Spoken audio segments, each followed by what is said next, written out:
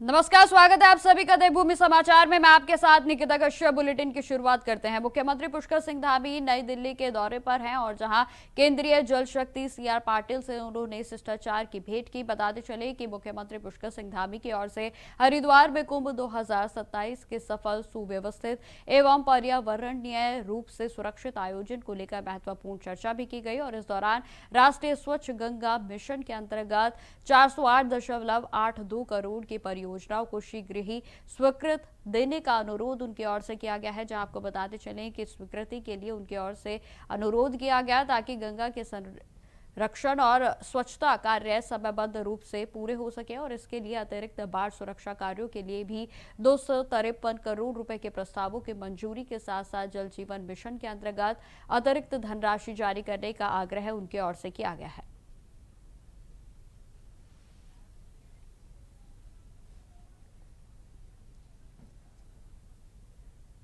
उत्तराखंड में विधानसभा चुनाव 2027 की तैयारियों को लेकर कांग्रेस ने जोरों शोरों से काम करना शुरू कर दिया है। जहां कांग्रेस के प्रदेश अध्यक्ष प्रीतम सिंह का कहना है कि पार्टी पूरी तरह से चुनाव के लिए तैयार है और जहां उन्होंने प्रदेश में बढ़ती कानून व्यवस्था की समस्या, महिलाओं के खिलाफ अपराध और बेरोजगारी को प्रमुख मुद्दों के रूप में उठाया। जहां उन्होंने कहा कि बीजेपी सरकार के तहत महिलाओं पर हो रहे अपराधों में पार्टी नेताओं की संलिप्तता और बेरोजगारी की दर चरम पर है।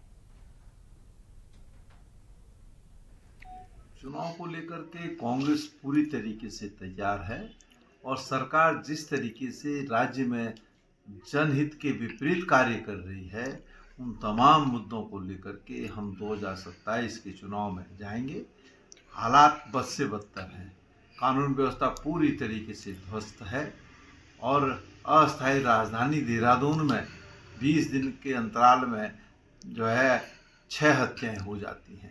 महिलाओं पर जो अपराध हो रहे हैं, उन अपराधों में भारतीय जनता पार्टी के नेता संलिप्त है। अंकिता भंडारी हत्याकांड हमारे सामने जीता जागता सबूत है।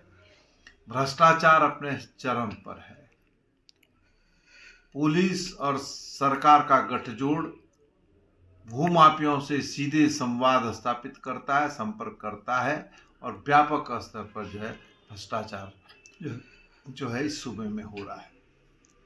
आपके सामने है, महंगाई चरम पर है, नौजवान सड़क पर संघर्ष करने का काम कर रहा है, किसान इस राज्य के अंदर आत्महत्या कर रहा है और किसान द्वारा जो सुसाइड नोट जो है छोड़ा गया, उसमें जो बात कही गई, मैं समझता हूँ कि अगर सरकार में ज़रा सी भी नैतिकता है तो सरकार को जो है तत्काल प्रभाव से त्यागपत्र दे देना चाहिए था।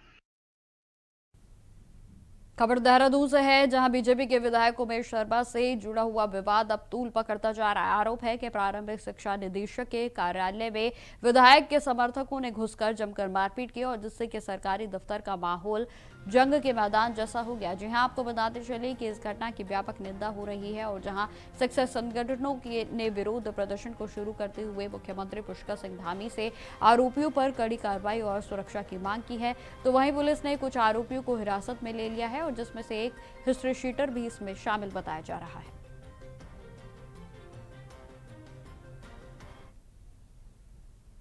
कल मैंने उनको बुलाकर बातचीत की, देर रात हमारी बातचीत हुई है और उन्होंने इस घटना के लिए क्षमा भी मांगी है। हम किसी भी प्रकार से इस प्रकार की घटनाओं को ना तो स्वीकार करते हैं, ना किसी जनप्रतिनिधि से अपेक्षा करते हैं कि इस प्रकार की घटनाएं खड़ी हों। अधिकारी जो है उनको भी इस बात का जरूर ध्यान रखना चाहिए कि जनप्रतिनिधि से किस प्रकार का व्यवहार करना चाहिए।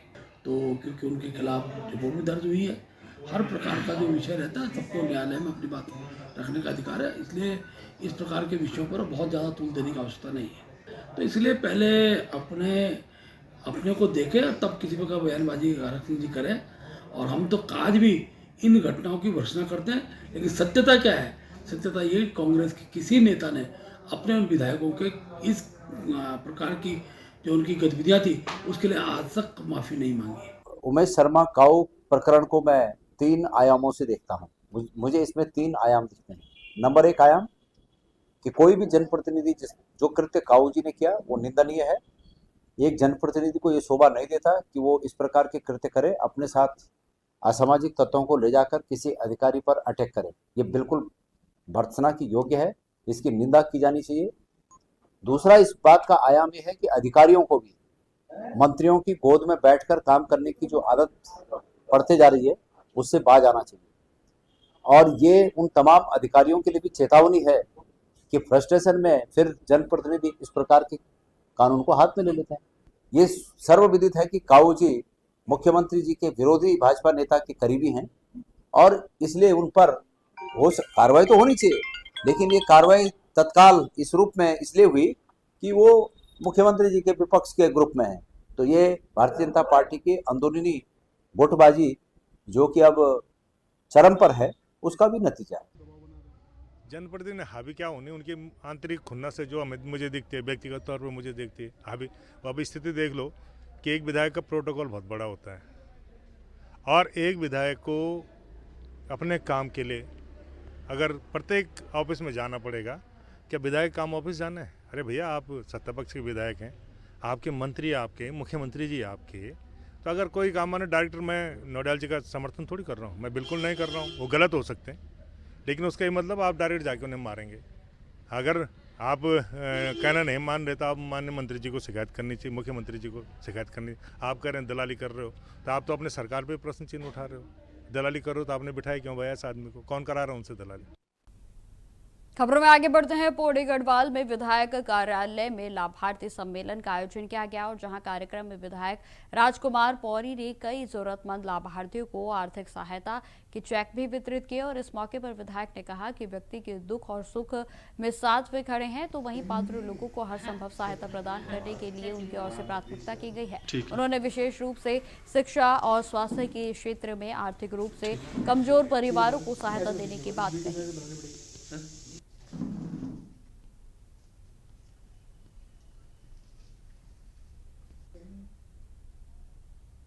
अब खबर मसूरी से है, जहां शहर में कांग्रेस कमेटी ने स्वतंत्रता सेनानी स्वर्गीय मुंशी हरि प्रसाद टमटा की पुण्यतिथि सामाजिक न्याय दिवस के रूप में मनाई। और जहां इस अवसर पर कांग्रेस भवन में श्रद्धांजलि सभा का आयोजन किया गया, तो वहीं जहां स्वर्गीय टमटा के चित्र पर पुष्पांजलि भी अर्पित की गई। बताते चले कि कार्यक्रम में शहर के कांग्रेस के अध्यक्ष अमित गुप्ता और पूर्व विधायक जोत सिंह गुनसोला ने कहा कि स्वर्गीय टमटा का जीवन सामाजिक समरसता और न्याय के संघर्ष का प्रतीक रहा है, जिन्होंने वंचित वर्गों की आवाज को बुलंद किया था।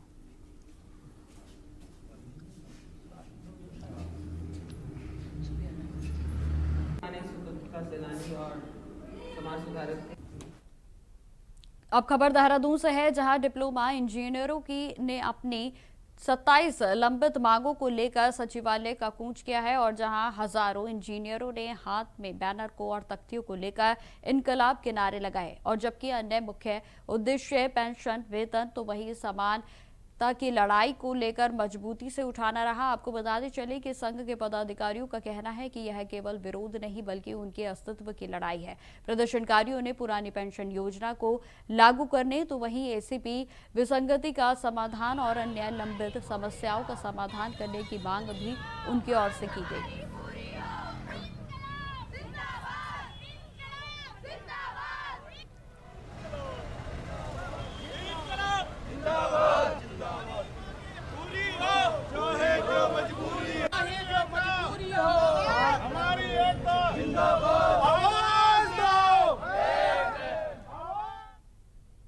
मसूरी में आयोजित एआई सम्मेलन को लेकर सियासत पूरी तरीके से गरमा गई है। इसी विषय पर आपको बता दें कि भारतीय जनता युवा मोर्चा कार्यकर्ताओं ने कांग्रेस के विरोध में शहीद भगत सिंह चौक से ग्रीन चौक तक रैली निकालकर जोरदार विरोध प्रदर्शन किया। और जहां मंडल अध्यक्ष सचिन पनवार और अल्पसंख्यक मोर्चा अध्यक्ष जगजीत कुकरेजा के नेतृत्व में कार्यकर्ताओं ने आरोप लगाया है कि अंतर्राष्ट्रीय आयोजन के दौरान कांग्रेस के कार्यकर्ताओं का अर्धनग्न प्रदर्शन देश की छवि को धूमिल करने वाला रहा।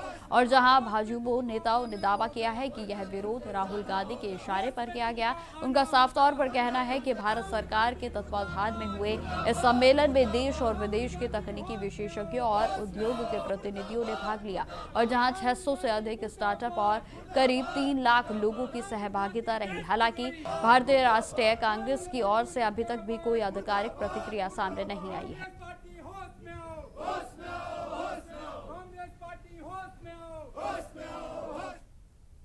खबरों में आगे बढ़ते हैं। अब खबर हल्द्वानी से है, जहां बीते रविवार को सड़कों पर खुले हुए गड्ढों के कारण एक बुजुर्ग की दर्दनाक मौत हो गई। जबकि आपको बताते चले कि बुजुर्ग स्कूटी पर सवार थे और जहां नो एंट्री में घुसने से ट्रक की चपेट में वे आ गए और जहां हादसा उस जगह पर हुआ है जहां निर्माण कार्य चल रहा था।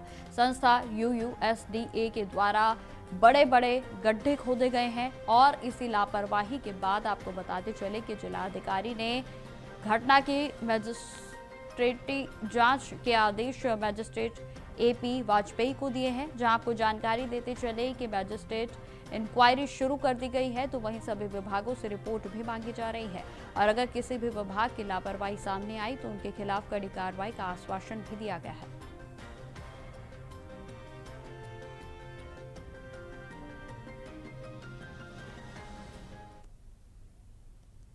हरिद्वार वासियों की समस्याओं के त्वरित समाधान के उद्देश्य से जिला प्रशासन के द्वारा जनसुनवाई कार्यक्रम का आयोजन किया गया और जहां जिलाधिकारी मयूर दीक्षित की अध्यक्षता में जनसुनवाई कार्यक्रम के तहत आपको बताते चलें कि लगभग 68 शिकायतें व समस्याएं दर्ज की गई और जहां जिलाधिकारी मयूर दीक्षित ने जानकारी दी है कि जनसुनवाई में आज लगभग 78 शिकायतें दर्ज की गई और जिसमें कि पेयजल अतिक्रमण, राशन आदि से संबंधित शिकायतें मुख्य रही और सभी शिकायतकर्ताओं से बातचीत की गई है और सभी को मौके पर ही मौजूद अधिकारियों के साथ चर्चा भी की गई और जिसमें कि आपको बता दें कि लगभग अधिक से अधिक जो शिकायतें थी उनका त्वरित समाधान भी किया गया। आज जनसुनवाई कार्यक्रम आयोजित किया गया था जिसमें कुल अभी तक 78 शिकायतें दर्ज की गई हैं और इसमें विभिन्न डिपार्टमेंट्स की शिकायतें आई थी जिसमें कि बाल विकास विभाग, बिजली विभाग, पेयजल, सड़क अतिक्रमण से संबंधित, अन्य पंचायती राज से संबंधित और कुछ जांच आदि के प्रकरण भी लोगों के द्वारा दिए गए हैं जिसमें कि आगे कार्रवाई की जा रही है। कुछ ऐसी शिकायतें थी जो रिपीट भी हुई थी तो उसमें संबंधित अधिकारी से स्पष्टीकरण भी लिया जा रहा है कि उनके द्वारा क्यों सीमित समय में कार्रवाई नहीं की गई। अब खबर हल्द्वानी से है, जहां 2 नहरिया क्षेत्र के पास विधायक सुमित हृदयेश और कांग्रेस के वरिष्ठ नेता ललित जोशी के नेतृत्व में स्थानीय लोगों ने कार्यदायी संस्था उत्तराखंड के अर्बन सेक्टर डेवलपमेंट एजेंसी के खिलाफ 1 दिवसीय धरना प्रदर्शन किया। आपको बता दें कि प्रदर्शनकारियों ने आरोप लगाया है कि शहर में चल रहे निर्माण कार्यों में भारी लापरवाही बरती जा रही है और जिससे कि आम जनता को गंभीर दिक्कतों का सामना करना पड़ रहा है। तो वहीं विधायक सुमित हृदयेश का कहना है कि पूरा शहर खुदा हुआ है और विभागीय समन्वय की कमी के कारण दुर्घटनाएं बढ़ती ही जा रही हैं। उन्होंने लोक निर्माण, सिंचाई विभाग तो वहीं पेयजल विभाग के बीच तालमेल न होने का सवाल उठाया। तो हाल ही में एक बच्चे और एक बुजुर्ग की मौत का हवाला देते हुए उन्होंने प्रशासन को जिम्मेदार ठहराया है और जहां प्रदर्शनकारियों ने चेतावनी दी है कि यदि जल्द ही व्यवस्थाओं में सुधार नहीं हुआ तो उग्र आंदोलन भी किया जाएगा। देखिए लगातार हम देख रहे हैं, देखिए विकास के हम लोगों ने तो विकास की योजनाओं को क्रियान्वित करा है हमेशा। कांग्रेस पार्टी का अगर इतिहास देखें, ऐसा हल्द्वानी में विकास हमेशा हुआ कभी भी, लेकिन हमने ऐसी परिस्थिति नहीं देखी कि इतना बुरा हाल हो जाए कि लोगों को अपनी जान गंवानी पड़े। हमारे आदरणीय सुरेश चंद्र पांडे जी, पहले तो मैं उनको भावभीनी श्रद्धांजलि अपनी तरफ से, कांग्रेस की तरफ से देता हूँ। उन्होंने सोचा भी नहीं होगा कि ऐसा हो जाएगा, उनके परिवार वालों ने भी नहीं सोचा होगा। और इसमें UUSDA ही केवल मात्र दोषी नहीं। मैंने कल सब विभागों को फ़ोन करा, मैंने PWD को फ़ोन करा, मैंने सिंचाई को फ़ोन करा, UUSDA वालों को फ़ोन करा, मैंने नगर निगम को फ़ोन करा। इन सब में कोई समन्वय नहीं है। वो सड़क, वो जो ढलान बनी है वो नगर निगम के द्वारा बनाई गई सड़क है, मेन सड़क जो है PWD की सड़क है। खोदा है इसमें UUSDA ने है, इरिगेशन अलग अपना पीछे खोदा खाती करके ऐसे ही छोड़ दे रही है। और जो टूट फूट ये मची है, आप देखें अखबारों में, वाइड मीडिया में जो आप देखेंगे, इतना बुरा हाल लोगों का हो गया है। मैंने विशेष, हमारा काम धरना प्रदर्शन विरोध का पहले नहीं होता है। हमने UUSDA के अधिकारियों को बुलाया था, जो 6 नए वार्ड जिनमें कार्य हो रहा है इनके द्वारा, वहाँ के सारे जनप्रतिनिधि, हमारे मुकुल बलूटिया जी हो गए, हमारे दानी जी हो गए, हमारे महेशानंद जी हो गए, हमारे अन्य लोग, पार्षदगण जो लोग हैं, सबको बुलाया हमने। लेकिन ना UUSDA की लापरवाही का आज अकेला एक उदाहरण नहीं है। आज तो 2 व्यक्तियों की दुखद मृत्यु हो चुकी है। पहले भी 1.5 साल बीतने के बाद भी 2 दीपावली बीत गई, दूसरी होली करीब है। लोगों के घर में शादी, बीमारी, बच्चे जा रहे हैं, महिलाएं गिर रही, लगातार न जाने कितने एक्सीडेंट हो चुके हैं। अरे कोई तो समय सीमा तय करेगा USDA। आप बताओ, 700 करोड़ रुपए लेकर करके USDA बैठा है। दरअसल हो क्या रहा है, 20 ठेकेदारों का काम अपने चहेते 2 ठेकेदारों को दे दिया गया है। असलियत ये है और कोई उनके ऊपर कोई कंट्रोल नहीं, क्योंकि सीधे कमीशन ऊपर टॉप लेवल पर पहुंच रहा है, जिसकी परिणति यह है कि सैया भय कोतवाल तो अब डरकाएगा। रोड टूटती रहे। 40% रोड 1.5 साल में जो नहीं बना पाया, वो आगामी 1 साल में ये पूरा कैसे काम करेगा, ये बहुत बड़ा प्रश्न चिन्ह है सारे अधिकारियों पर। अब खबर हरिद्वार से है, जहां पुलिस का ऑपरेशन स्माइल के तहत रेलवे स्टेशन पर हरिद्वार पुलिस को बड़ी सफलता मिली। आपको बता दें कि स्टेशन परिसर में 3 नाबालिग बच्चे लावारिस जो है वो घूमते हुए मिले हैं, और जहां पुलिस ने उन्हें रोककर पूछताछ की तो उनके साथ कोई भी अभिभावक नहीं था, और जहां बच्चे भी बेहद घबराए हुए थे। जानकारी देते चले कि पुलिस ने प्यार से समझाकर बातचीत की तो बच्चों ने बताया कि वे 6ठी कक्षा के छात्र हैं और हरियाणा से घूमने के लिए हरिद्वार आए हैं। तत्परता दिखाते हुए पुलिस ने उनके परिजनों से संपर्क किया, और जहां परिजनों ने बताया कि बच्चे बिना बताए घर से चले गए थे, और जहां गुरुग्राम में उनकी गुमशुदगी की रिपोर्ट को भी दर्ज किया गया है। जहां सूचना मिलने पर परिजन हरिद्वार पहुंचे, और जिसके बाद पुलिस ने बच्चों को सकुशल उनके परिजनों को सुपुर्द कर दिया।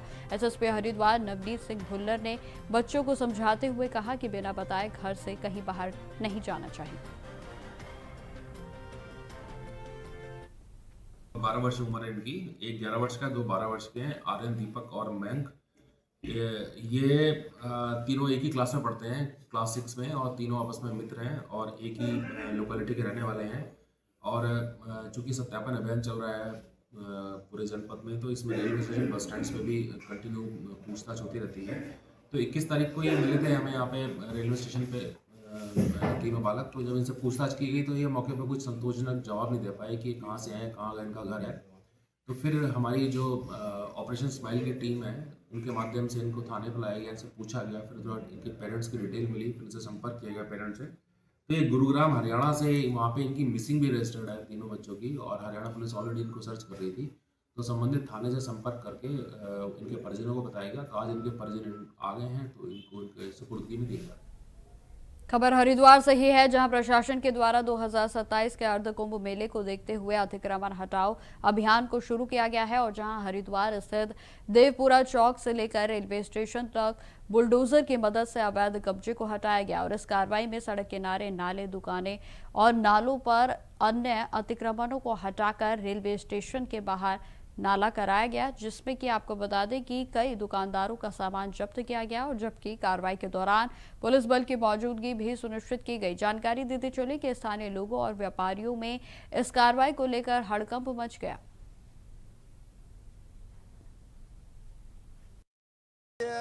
सिटी मजिस्ट्रेट मैडम और नगर निगम पुलिस हम लोगों द्वारा जो है ये अतिक्रमण जो फुटपाथ पे किया गया था, ये रेलवे स्टेशन देवपुरा चौक से आगे रेलवे स्टेशन तक पूरा हटाया गया है और हटाया भी जा रहा है।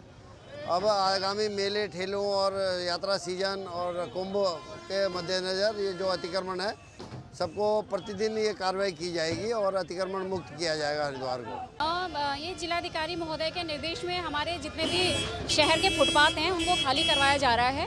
पूर्व में भी हम लोगों के द्वारा ही फुटपाथ खाली कराया गया था, लेकिन लोग जो है दोबारा अतिक्रमण कर देते हैं।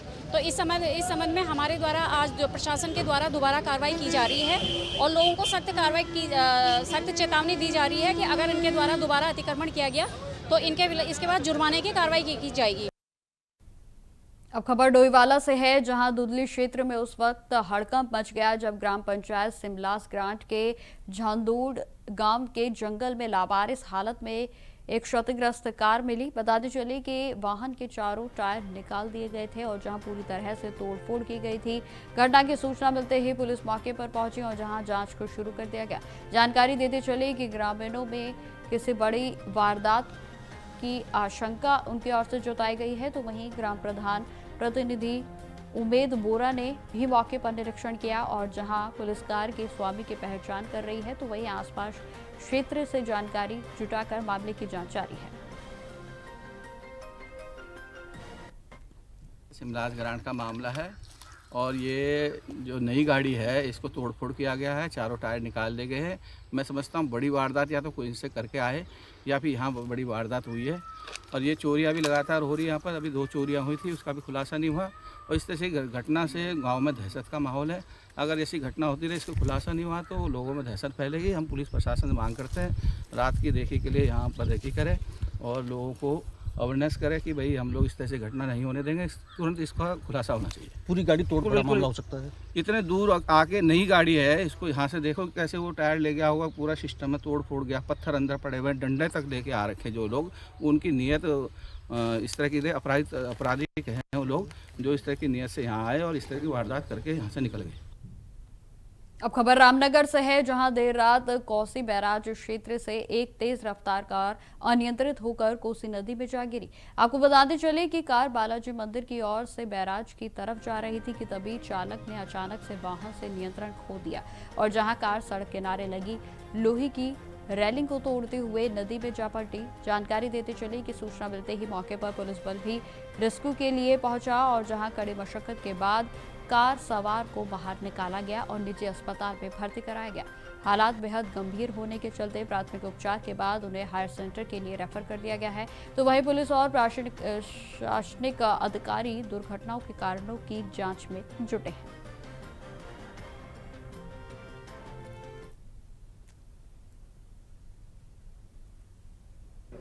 देखिए, ये एक सूचना प्राप्त हुई थी 112 के माध्यम से, जिसमें लगभग 11 बजे के अराउंड में एक लड़का जिसका नाम निशांत अग्रवाल है, वो गाड़ी चला के बालाजी मंदिर से कोसी बैराज की तरफ जा रहा था। तो वो अनियंत्रण होते उसकी गाड़ी अनियंत्रित हुई और बैराज में जाके गिर गई।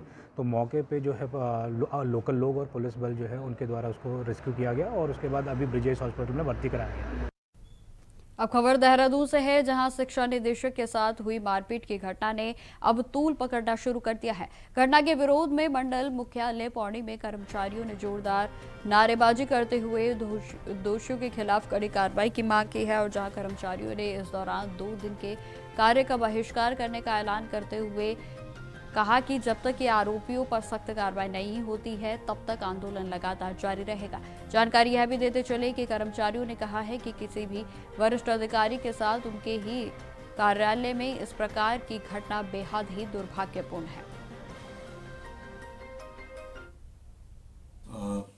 देहरादून में जो दुखद घटना हुई थी डायरेक्टर सर के साथ, उसके विरोध स्वरूप जो है संगठनों ने आज कार्य बहिष्कार और कल के लिए कार्य बहिष्कार का ऐलान किया हुआ है। उसके क्रम में आज मुख्य शिक्षा कार्यालय और जिला शिक्षा अधिकारी प्राथमिक कार्यालय और मंडलीय कार्यालय में कार्मिक आज कार्य बहिष्कार पे हैं, कल भी कार्य बहिष्कार पे रहेंगे। इससे कुछ प्रकरणों के निस्तारण में विलम्ब हो सकता है।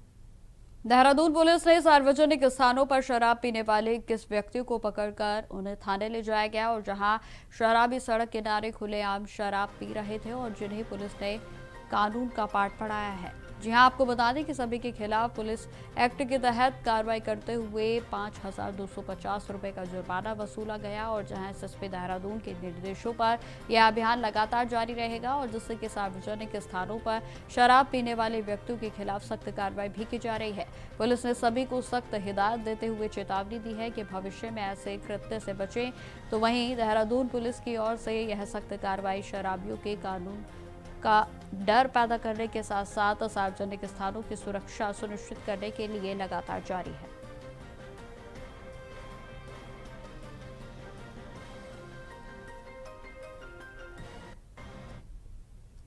तो फिलहाल मेरे साथ इस बुलेटिन में इतना ही। देश दुनिया की तमाम खबरों की जानकारी के लिए बने रहे हमारे साथ। नमस्कार।